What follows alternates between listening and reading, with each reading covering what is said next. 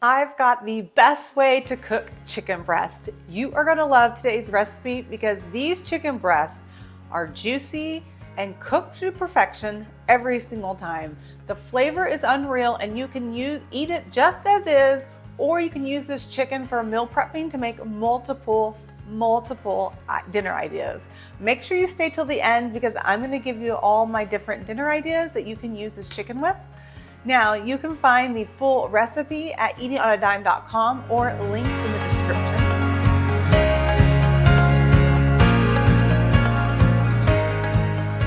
We're gonna make slow cooker chicken breast, and it literally slow cooks in the slow cooker, but it tastes like you've been baking it in the oven, but it's not dried out. And I'm gonna give you a tip on that too. Today I'm using my multi-cooker. You don't have to, you don't need a traditional a fancy crock pot for this recipe. I do have this one linked and all my other favorite crock pots linked in my, the best slow cookers post that I have.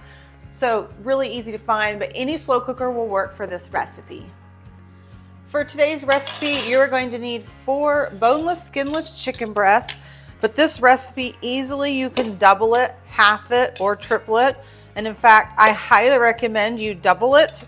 That way you can have that extra tasty chicken for future meals that we're going to talk about at the end. So I'm just putting them flat at the bottom like you would in a baking dish. Now we need 1 tablespoon of olive oil. You can do olive oil, avocado oil works great, and then also you could do vegetable oil if you want, but this is a very pretty healthy recipe, so I want to stick with my olive oil. Then we're just going to take a pastry brush and we're just going to brush that oil all over the top of the chicken. So because we're going to make this delicious seasoning blend that we're going to sprinkle right on top, and we want to make sure it'll coat the chicken completely.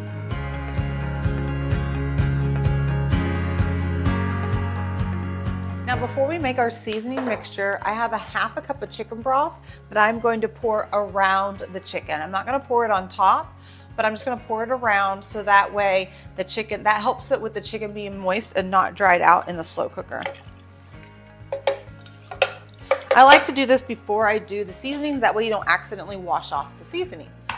Then the seasonings we're going to need are Italian seasoning, paprika, black pepper, and salt.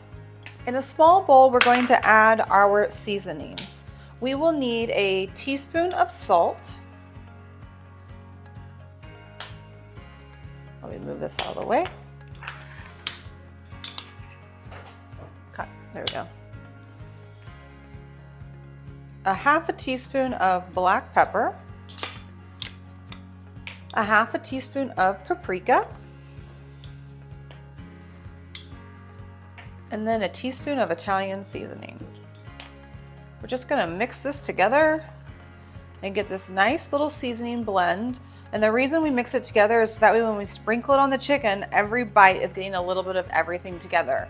Like if you were just to sprinkle the paprika on there, sprinkle the salt, one chicken might get too much paprika. And so this one little step helps you spread it out evenly. Then we're going to just sprinkle the chicken right on top, or sprinkle the seasoning right on top of the chicken.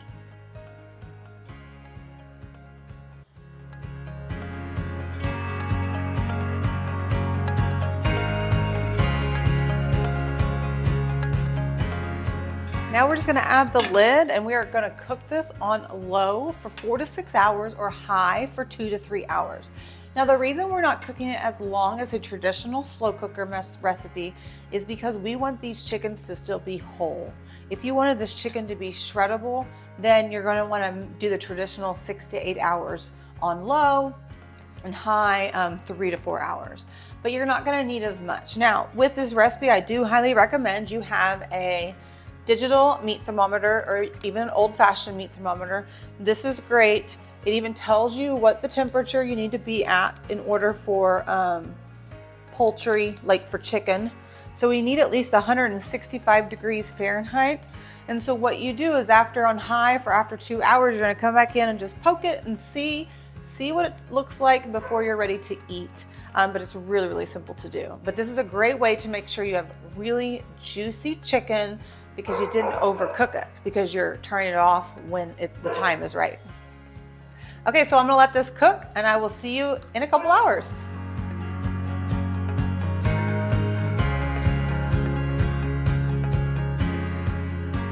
Okay, it is ready. Now, remember, we are going to use our digital meat thermometer, and you just place it right into the center of one of the chickens, and you want it to read at least 165.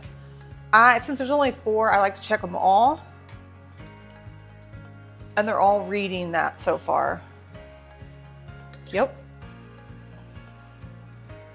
Okay, now they are ready to put on a serving plate and ready to eat. But look how pretty they are. They're so pretty. Oh, see, just flip that one over so he's not as pretty anymore. You get over here, you're not as pretty.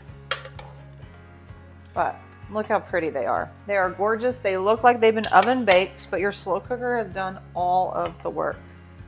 Ooh, they're so pretty. Now we're ready to dive in. Now, you just gotta cut it and you will see that it's just like baked chicken, but you didn't have to heat up your kitchen, and it actually tastes better.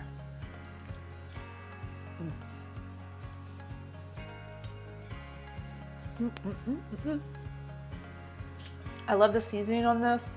It is perfect for lots of things. So remember, you can get the recipe at eatingonadime.com in the description, or you can just go to Google and type in Eating on a Dime slow cooker chicken breast, and this will pull right up.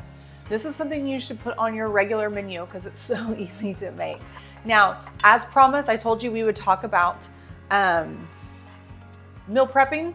So I love making a big batch of these, letting it cool completely, and then chopping it up, and then you can use it for tacos, burritos, quesadillas, on a salad. I'm trying to think what else. Oh, like you can stir it in with rice, make a taco bowl. You can do like with mac and cheese, you can eat it just as is. I mean, the options, you can make it in a wrap. There's so many options that you can use. And this is a great way to prep your chicken because you just throw it in the crock pot and walk away. Delicious. Okay, well, I'm out of here, but I can't wait to see how you make this. Now, if you do make this recipe, I would love it if you'd leave a comment and a review on the actual recipe on eatingonadime.com. That helps us out because I like to hear from you. I like to know what you like, what you didn't like. So I love to hear from you. Thanks so much for joining me, and I will see you next time in my kitchen. Bye, friends.